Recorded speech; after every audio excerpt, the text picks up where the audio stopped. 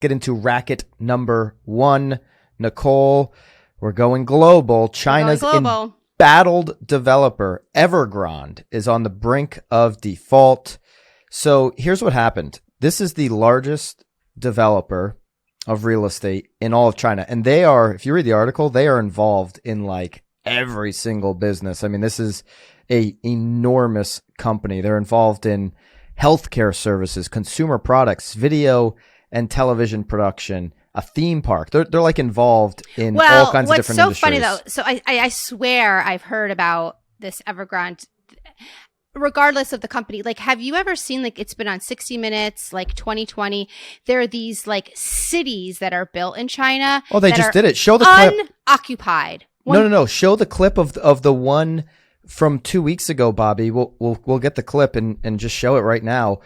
Like 2 or 3 weeks ago, they literally demolished 15 high rises that went vacant for 8 years. It's just 15 high rises. But people own, like, there's malls that are built. Like, it's the craziest, weirdest shit ever. Like, and people though own like the condos in these buildings, in these cities that are completely empty.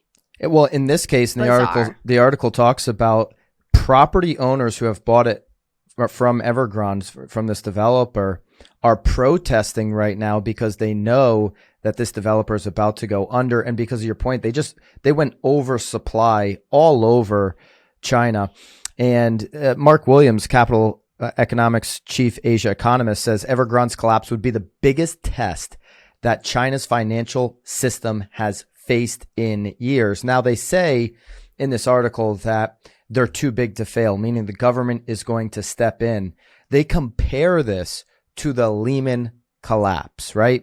We all know what happened in the Lehman collapse in this country, in America rather. And, you know, after that, you had the whole entire mortgage crisis got exposed. This is, you know, obviously a real estate crisis, different from a mortgage crisis. This is dealing with them having so much debt and really building ahead of schedule. They thought, you know, I don't know what they thought, you know, people were going to maybe start moving to China, moving from their country to China. They have so much supply. I know they have a huge population, obviously, but it's insane. I mean, certainly the last 18 months, I don't think anybody is going to choose to move to China. No, I think what was happening, though, too, leading up to this is that the Chinese were buying these units. So, like, they were living, like some of the Chinese, like, own multiple units that are built that, again, are still vacant. So it's like they kept building. None of it made sense to me. I don't even know. I'm actually surprised that it's been able to last this long, because I swear to you, this has been a topic of conversation since the Beijing Olympics. Like it's, I mean, I feel like I've heard about this forever. So it's really no surprise. It's, in my mind, no surprise, but. So the share price plunged nearly 80% so far this year. I think it went down again this Monday of this week. You know, the global markets were going crazy, and a lot of it had to do with this uncertainty with the Evergrande debt. They own more than 1,300 real estate projects in over 280 cities in China. Its property services management arm is involved in nearly 2,800 projects across more than 310 cities in China. And I mentioned all the different industries they're in.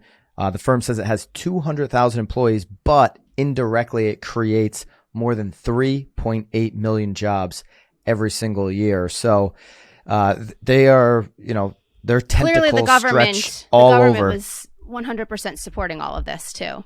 Yeah. So here's who will be affected. The pool of affected parties will be banks, suppliers, the home buyers who are protesting, and investors. In fact, investors went to the headquarters of Evergrande, and they were putting up some type of protest right at headquarters here recently.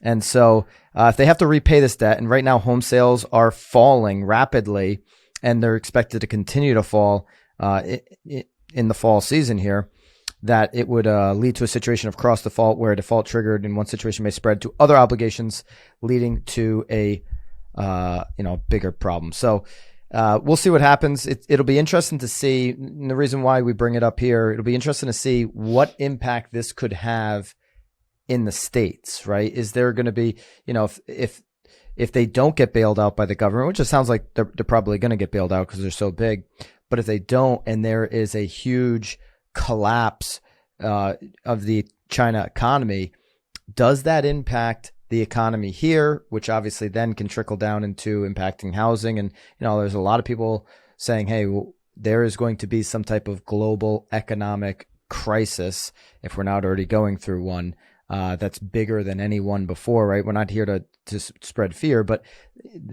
if that happens in China, there probably will be when the Lehman collapse, and they're comparing this to the Lehman collapse, and we went through the mortgage crisis, everybody on the globe was impacted by that, not just America. For sure. So yeah.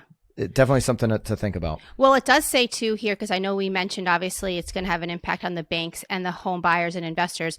But again, they do bring up the fact that this will hurt suppliers too, because of all of the bills that aren't being paid. I mean, we're already in the middle of a supply crisis, so it will be interesting to see what happens if they're unable to pay these debts to the suppliers that are already so far behind already in delivering goods. So good point. It'll be across the board completely, it sounds like.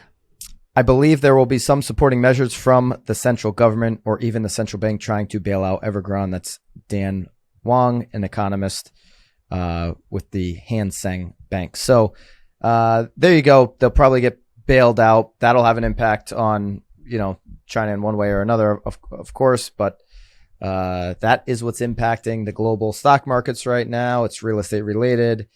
It seems like this developer is a huge racket if they don't get their act together. All right. Hey guys, if you enjoyed this short clip from the real world, click here for another one.